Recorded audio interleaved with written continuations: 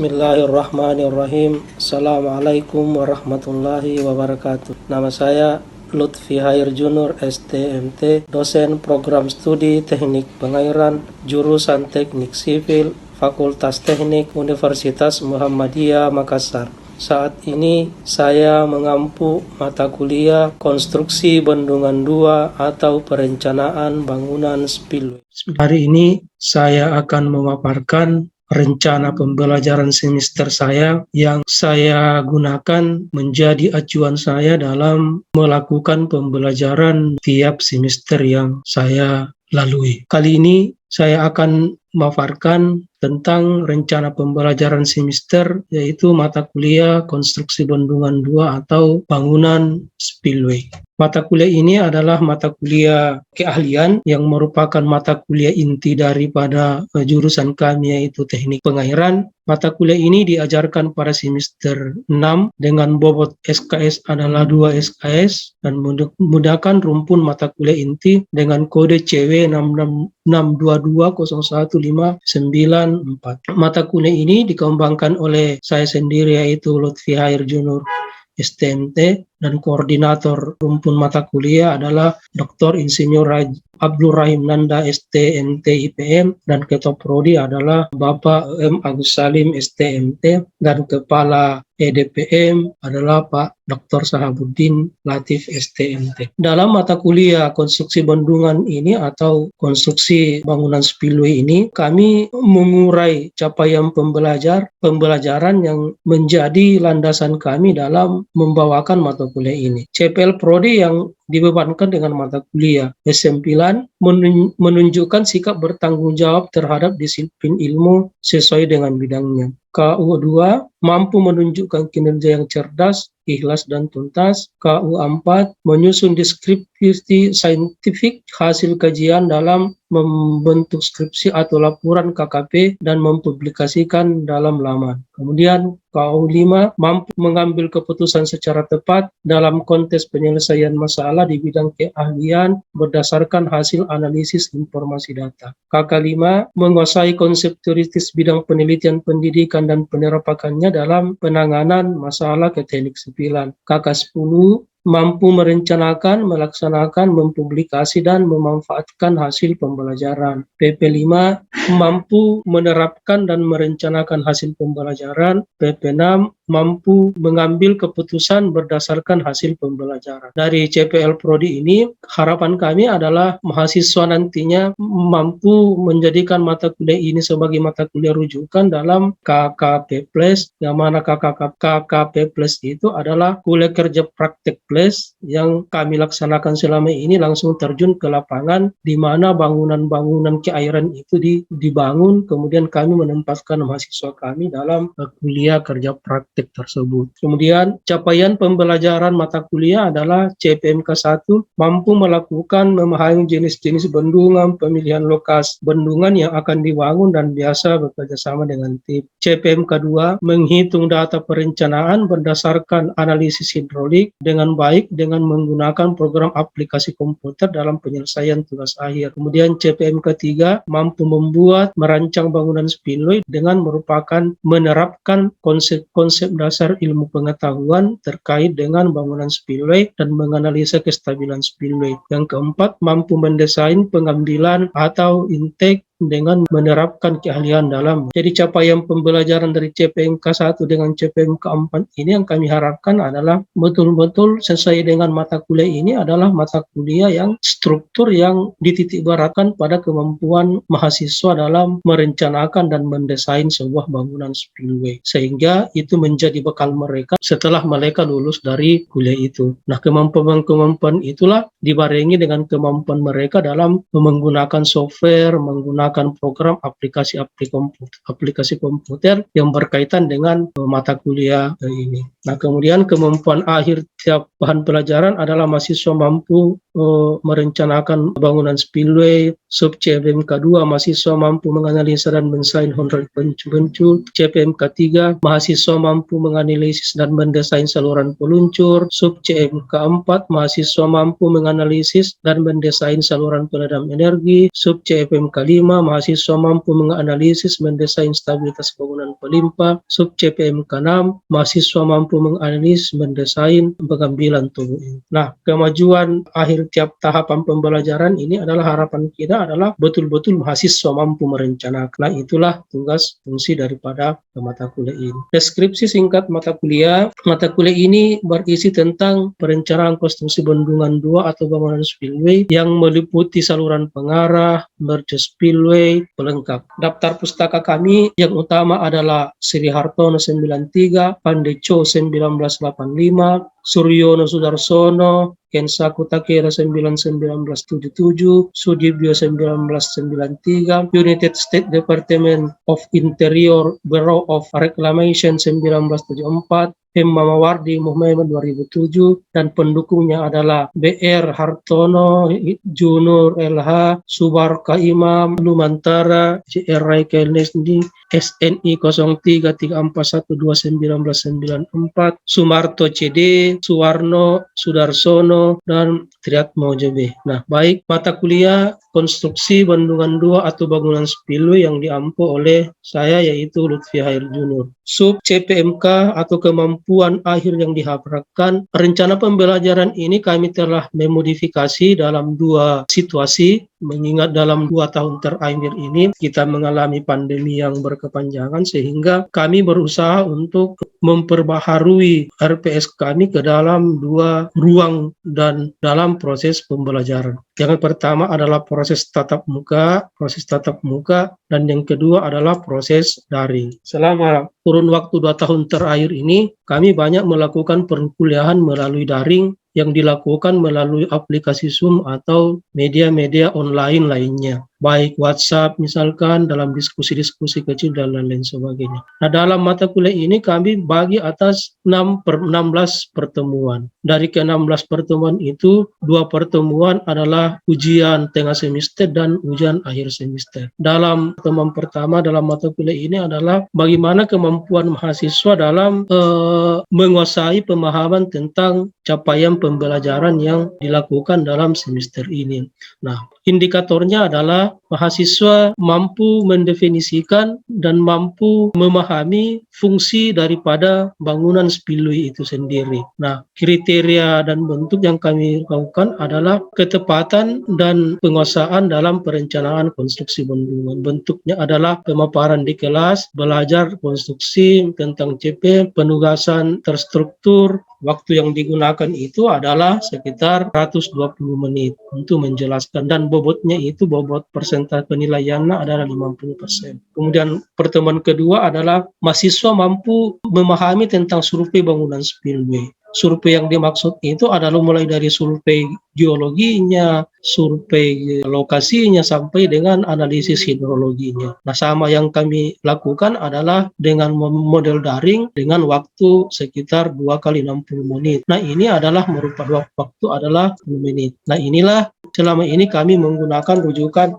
Sirhato Sionono, dan bobotnya itu adalah sekitar 5%. Pertemuan ketiga itu adalah tentang survei topografi. Sama dengan survei letak bangunan sampai dengan topografi, itu kami lakukan secara daring dalam menyampaikan perkuliahan ini. Kemudian keempat, survei geologi, sama dengan survei lokasi, kemudian survei topografi, survei geologi juga kami lakukan dalam jangka waktu 2 kali 60 menit dengan rujukan dari buku Suyono dan Sudibyo. Kemudian pertemuan kelima itu adalah mahasiswa mampu menguasai kemampuan pemahaman tentang survei bahan spillway. Nah, kemudian sama yang kami lakukan adalah melakukan dengan Google Class dengan bobot penilaian 60%. Nah, yang pertemuan ke-6 adalah kami membahas tentang teori-teori dasar mengenai desain hidrolik bangunan spillway, mulai dari saluran pengarah sampai saluran peluncur. Bentuk metode yang kami gunakan adalah metode ceramah, diskusi, dan lain-lain sebagainya. Durasi waktu yang kami berikan sama, yaitu 2 kali 60 menit. Dengan bobotnya penilaian adalah 5%. Pertemuan ke-7 adalah bagaimana setelah merencanakan sebuah bangunan spillway adalah merencanakan bangunan pengambilan. Sama dengan bangunan spillway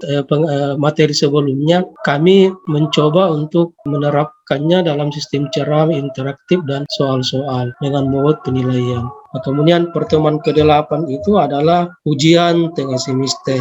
Setelah ujian tugas semester, kami sudah mulai masuk pada metode pembelajaran dengan sistem mengasah kemampuan mahasiswa dalam proses perhitungan dan perencanaan sebuah bangunan spillway. Nah, mulai daripada mengidentifikasi permasalahan dan bangunannya itu sendiri, mulai dari menggambar, menghitung, sampai dengan analisis stabilitasnya di kemudian. Nah, waktu tetap kami lokasikan adalah sekitar 2,60 menit dengan bobot penilaian 60%. Sama dengan pertemuan ke-9, kita sudah masuk pada tataran substansi bagaimana menggali kemampuan mahasiswa dalam mendesain, dalam merencanakan dengan menggunakan media yang kami gunakan. Kemudian pertemuan ke-11 itu adalah mahasiswa mampu menguasai kemampuan pemahaman mendesain tentang mercu. Nah, ini sama dengan pertemuan 9-10, ini semua kita sudah memotivasi mahasiswa untuk merencanakan bangunan spillway itu sendiri. Kemampuan mahasiswa dalam mendesain bangunan spillway itu. Rencana pembelajaran yang kami lakukan ini adalah sama kegiatan pembelajaran itu adalah tujuan instruksional dan memberikan motivasi terhadap mahasiswa menjelaskan dan bertanya tentang kegiatan intinya adalah lingkup pekerjaan bangunan spillway, penyusunan rencana pekerjaan,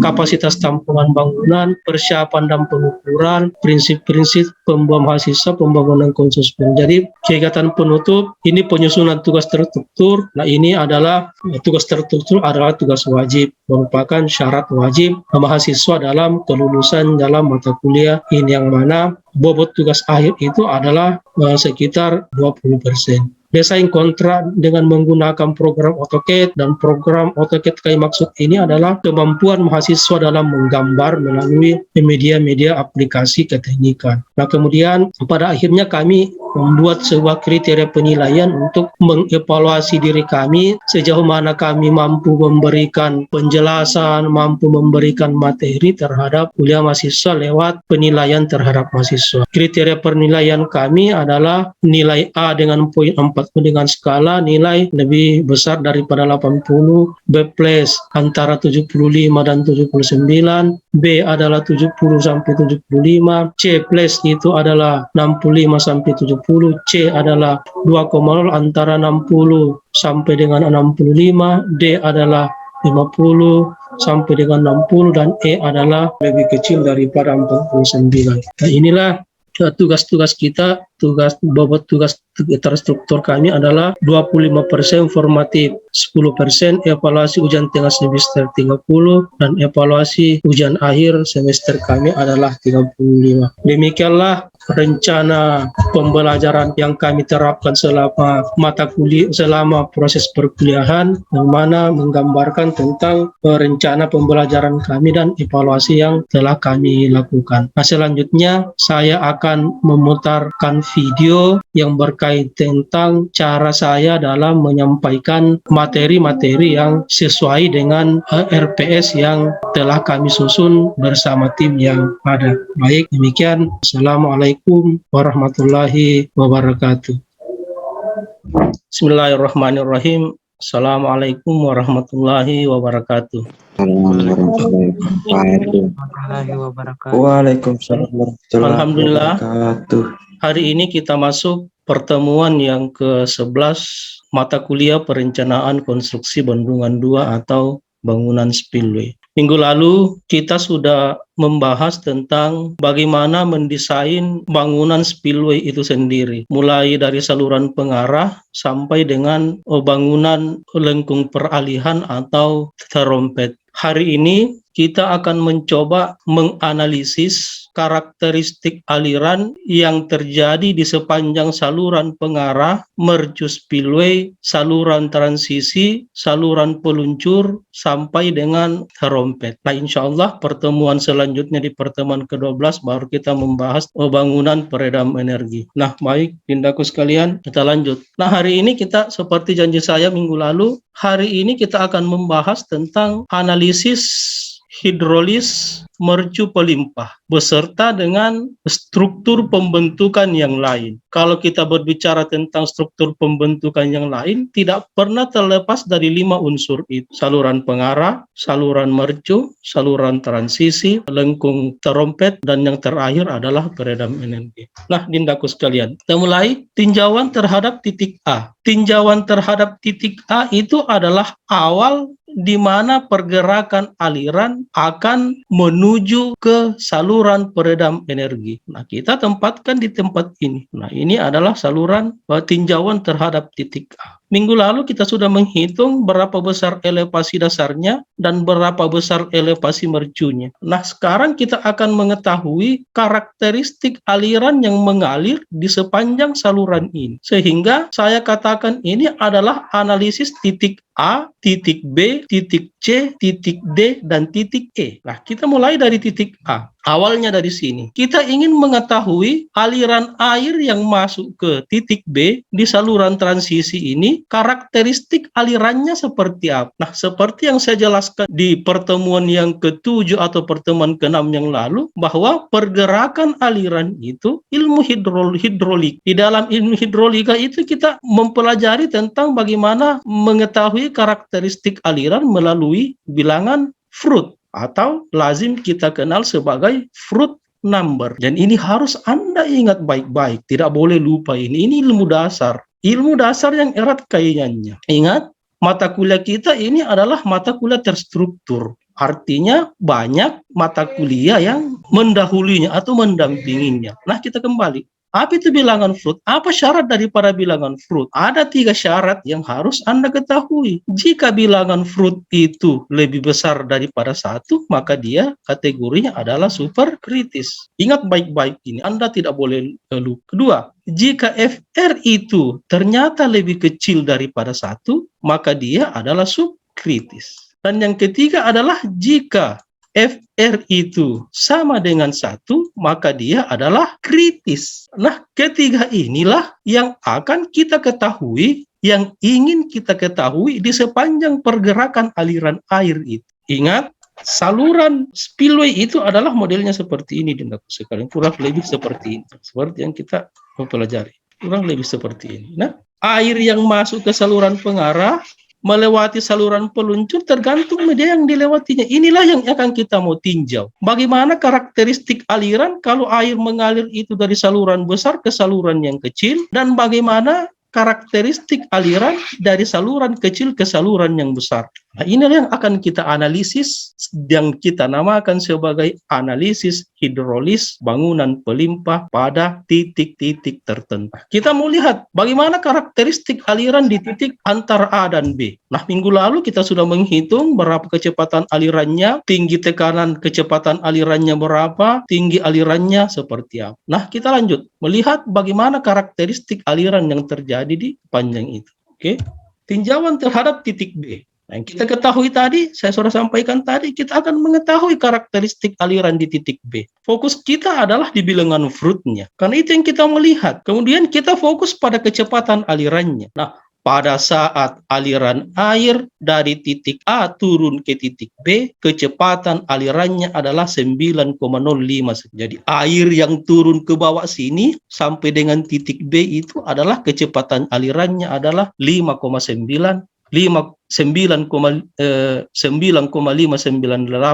Kalau kecepatan alirannya seperti ini, karakteristik alirannya seperti apa? Nah, kita akan lihat bilangan Froude-nya. Ternyata bilangan Froude yang didapatkan untuk titik B adalah 4,1. Itu artinya bilangan Froude lebih besar daripada 1, maka karakteristik aliran air yang mengalir dari titik A ke titik B adalah superkritis. Nah, kita lanjut ke selanjutnya. Nah, Dindaku sekalian, ini merupakan gambaran potongan memanjang daripada bangunan spillway di mana titik-titik pengamatan yang akan kita lakukan. Tadi kita mulai dari kondisi A, titik B. Nah, sekarang kita ingin mengetahui titik B ke C, kondisi aliran di titik ini, karakteristik aliran di titik ini. Lihat, ada perbedaan bentuk penampang saluran, ada perubahan bentuk saluran. Ini kecenderungannya itu lebih landai sedikit. Tadi terjun, sekarang lebih landai sedikit, landai.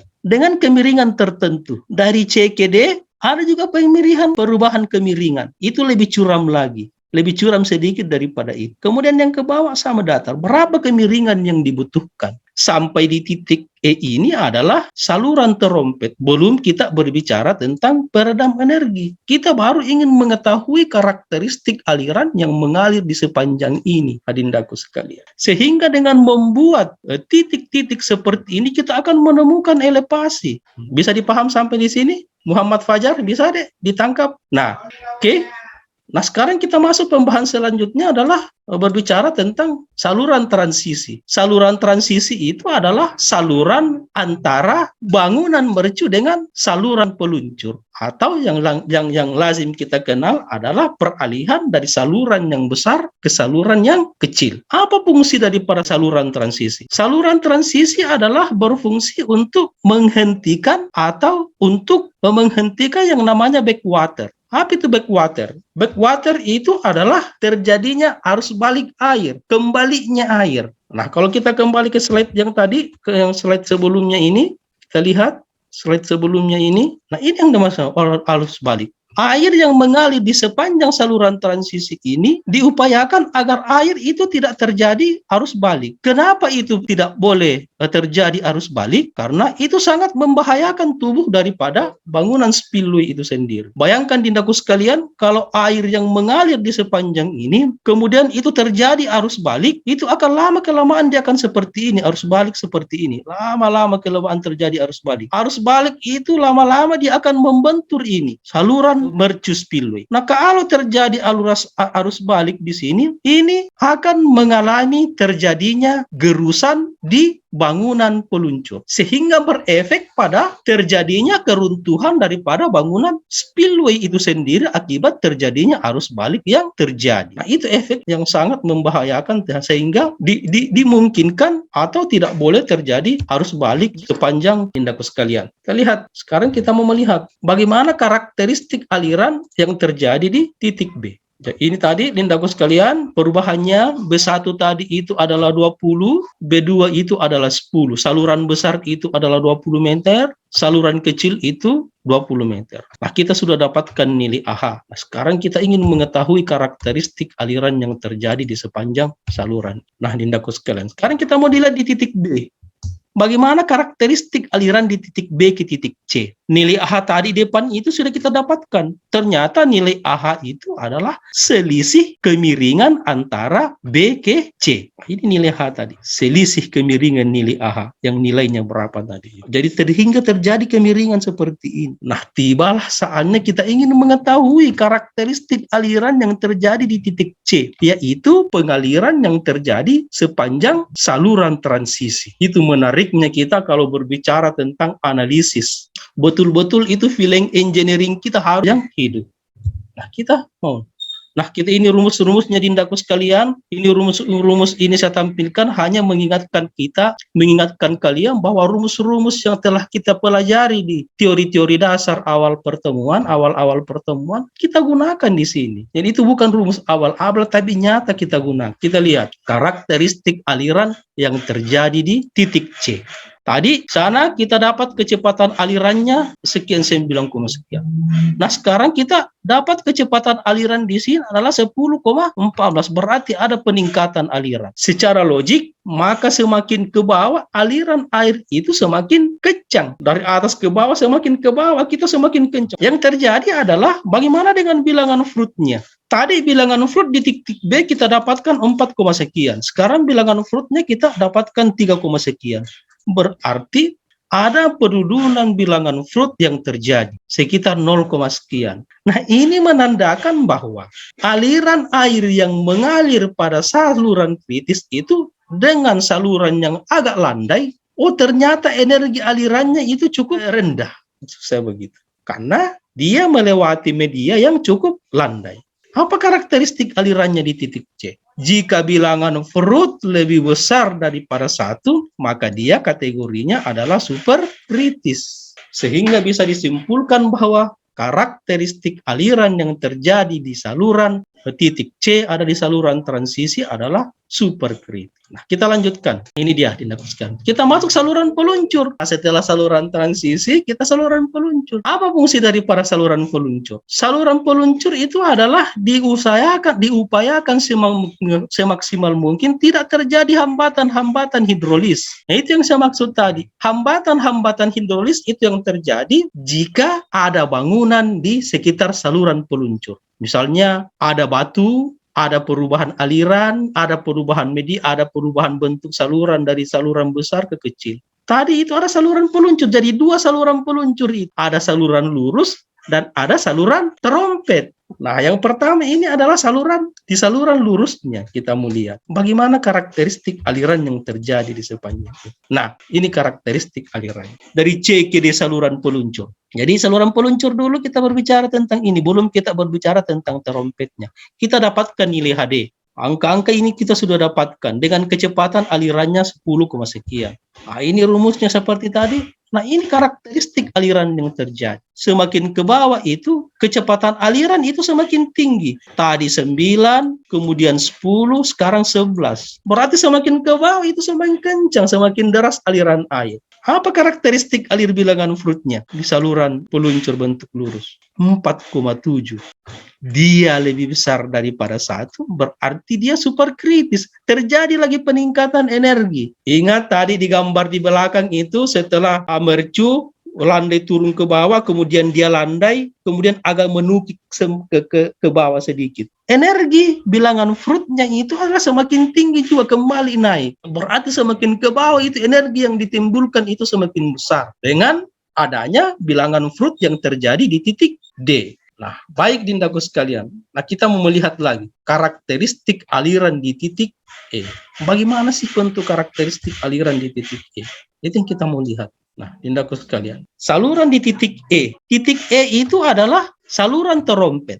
Saluran dari yang kecil ke menyampaikan. Apa karakteristik aliran di titik E? Kita sudah dapatkan tadi nilai A-nya di depan. Ini adalah kemiringannya berapa. Sehingga karakteristik aliran yang terjadi di sepanjang aliran saluran D ke E itu apa sebetulnya. Nah, kita mau lihat karakteristik alirannya seperti apa. Nah, ini adalah rumus seperti tadi. Hanya menggambarkan saja bahwa, mengingatkan saja bahwa untuk menghitung semua itu ada rumus-rumus yang kita tampilkan yang sudah kita dipelajari teori. Nah, ini di titik E. Karakteristik aliran di titik E. Ini adalah ujung daripada saluran peluncur atau yang namanya kita saluran terompet Dindaku sekalian. Kecepatan alirannya itu berapa? Sudah naik lagi 13, sekian. Jadi dia semakin ke bawah itu kecepatan alirannya itu semakin meninggi, bukan semakin berkurang. Dan efek yang ditimbulkan itu adalah energi, kecepatan alirannya semakin ke bawah semakin besar. Nah, bilangan Freud-nya itu adalah 5,68. Berarti semakin besar. Ini berada pada posisi ujung daripada saluran peluncur sebelum masuk ke dalam bangunan spillway. Berarti karakteristik aliran yang terjadi di sepanjang titik D ke E adalah superkritis. Jadi aliran air yang mengalir dari saluran peluncur, mercu, saluran transisi, saluran peluncur, baik saluran lurus maupun lengkung peralihan terakhir, itu semuanya adalah superkritis. Berarti secara logik, hasil perhitungan kita itu secara ilmiah itu bisa kita pertanggungjawabkan. Ingat Dindaku sekalian, karakteristik aliran yang terjadi di titik E ini, itu adalah angka untuk mendesain sebuah bangunan peredam energi. Jadi tadi kan pasti bertanya, apa gunanya kita mau mengetahui kecepatan aliran, karakteristik aliran yang terjadi? Angka ini yang kita mau cari, nilai ini yang kita mau cari. Karena inilah data awal kita untuk menentukan tipe peredam energi yang akan kita gunakan. Ingat saluran spillway agar tidak merusak ujung hilir daripada bangunan spillway. Itu namanya menganalisis. Kita menganalisa apakah perilaku aliran air dengan bangunan yang kita sudah bangun itu airnya sudah nyaman spillway. Menarik toh? Kita menganalisis sebuah bangunan air, pasti kalian menghayal. Kayak Abdul Aziz ini sudah mentekuk dada itu pasti kau kagum ke anak. Pikir dindaku sekalian, cukup pertemuan kita hari ini. Mudah-mudahan ada nilai manfaat yang bisa kita ambil, dan ini menjadi amal ibadah kita untuk bisa diterapkan di kehidupan nyata nanti atau setelah Anda selesai dengan mata kuliah ini. Demikian pertemuan ke-11, tugas ke-10 silakan dikerja, didiskusikan dan dikumpulkan via email nanti via ketua tingkat. Demikian dindaku sekalian, saya pikir cukup. Billahi fisabilil haq, fastabikul khairat. Assalamualaikum warahmatullahi wabarakatuh.